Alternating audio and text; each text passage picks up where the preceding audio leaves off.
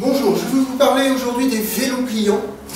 Et les vélos pliants électriques, c'est un segment du marché où il y a finalement assez peu de modèles corrects.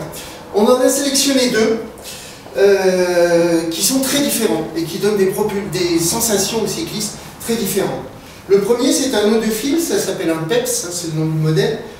Et c'est un vélo pliant qui a son moteur dans la roue avant.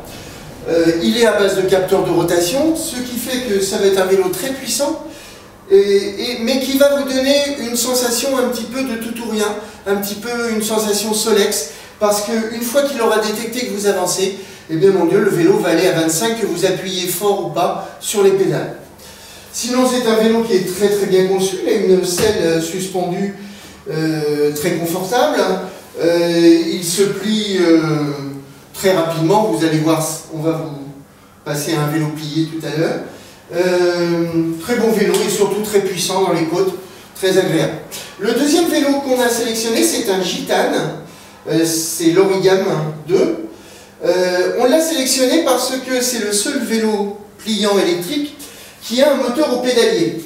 Le moteur au pédalier offre une assistance beaucoup plus naturelle, beaucoup plus intuitive que le moteur dans la roue avant. Pourquoi? Parce qu'il est basé sur des capteurs de pression et que l'assistance va être proportionnelle à votre appui sur la pédale. Si vous appuyez beaucoup, on va vous aider beaucoup. Si vous appuyez très peu, on va vous aider très peu.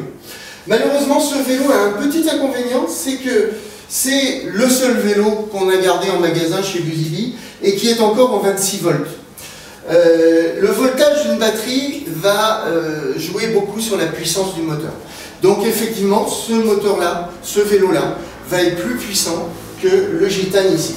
Par contre, la sensation de naturel et de progressivité d'un moteur pédalier a fait qu'on a quand même retenu ce modèle de pliant.